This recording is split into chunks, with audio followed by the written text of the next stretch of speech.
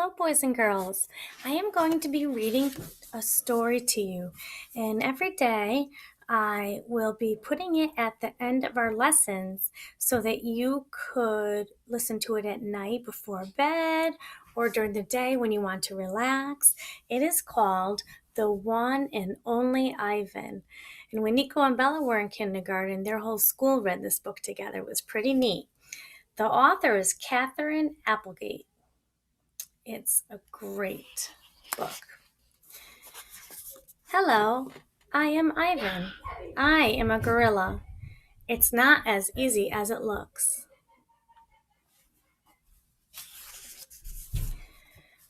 People call me the freeway gorilla, the ape at exit 8, the one and only Ivan, mighty silverback. The names are mine, but they're not me. I am Ivan, just Ivan, only Ivan. Humans waste words. They toss them like banana peels and leave them to rot. Everyone knows the peels are the best part. I suppose you think gorillas can't understand you. Of course, you also probably think we can't walk upright. Try knuckle walking for an hour. You tell me, which way is more fun? That would hurt my knuckles. Patience. I've learned to understand human words over the years, but understanding human speech is not the same as understanding humans. Humans speak too much. They chatter like chimps, crowding the world with their noise, even when they have nothing to say.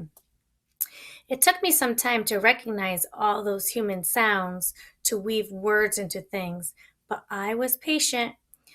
Patient is a useful way to be when you're an ape. Gorillas are as patient as stories. Humans, not so much. And just so you know, boys and girls, this is a chapter book. So in chapter books, there aren't pictures usually. And if there is a picture, then I will definitely show it to you. How I look. I used to be a wild gorilla, and I still look the part.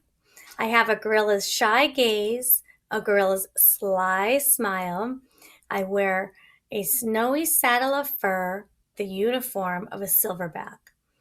When the sun warms my back, I cast a gorilla's majestic shadow.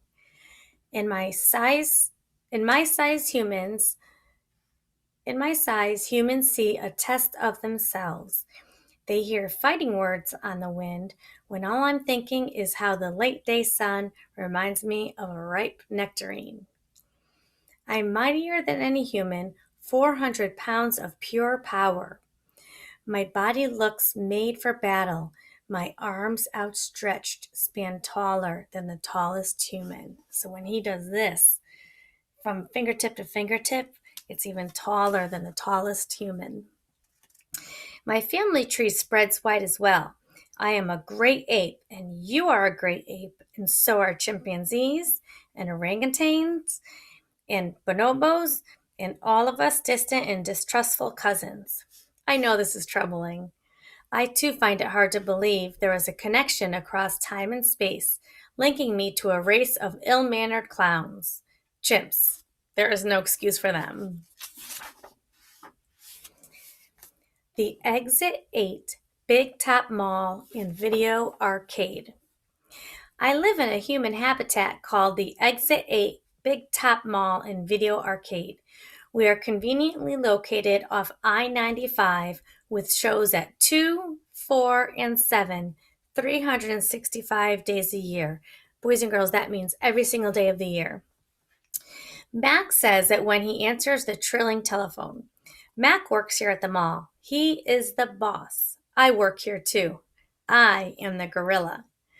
At the Big Top Mall, a creaky music carousel spins all day, and monkeys and parrots live amid the merchants. In the middle of the mall is a ring with benches where humans can sit on their rumps while they eat soft pretzels. The floor is covered with sawdust made of dead trees. My domain is at one end of the ring. I live here because I am too much gorilla and not enough human. Stella's domain is next to mine. Stella is an elephant. She and Bob, who is a dog, are my dearest friends. At present, I do not have any gorilla friends. My domain is made of thick glass and rusty metal and rough cement. Stella's domain is made of metal bars. The sun bear's domain is wood. The parrot's is wire mesh. 3 of my walls are glass. One of them is cracked, and a small piece, about the size of my hand, is missing from its bottom corner. I made the hole with a baseball, but Mac gave me for my 6th birthday. After that, he took the bat away. He let me keep the baseball that came with it. A jungle scene is painted on one of my domain walls. It has a waterfall without water and flowers without scent and trees without roots. I didn't paint it, but I enjoy the way the shapes flow across my wall, even if it isn't much of a jungle. I am lucky my domain has 3 windowed walls. I can see the whole wall and a bit of the world beyond. The frantic pinball machines, the pink ballos of cotton candy, and the vast and treeless parking lot. Beyond the lot is a freeway, that's a highway, where cars stampede without end. A giant sign at its edge beckons them to stop and rest like gazelles at a watering hole. Here's the sign that they're talking about.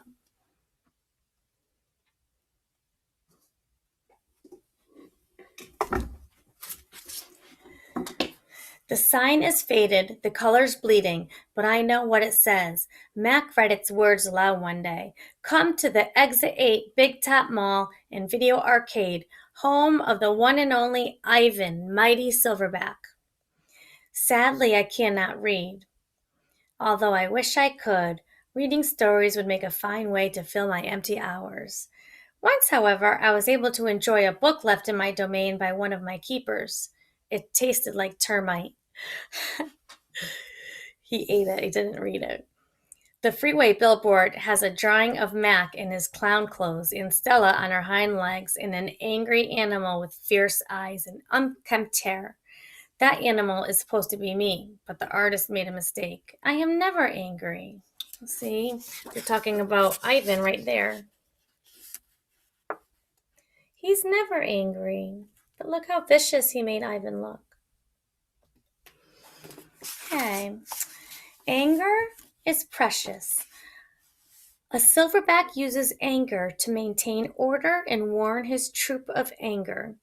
When my father beat his chest, it was to say, beware, listen, I am in charge. I am angry to protect you because that is what I was born to do. Here in my domain, there is no one to protect. And that is the end of the first chapter. Every night we'll be reading 1 or 2 chapters for you. I hope you enjoyed the beginning of the story. Good night.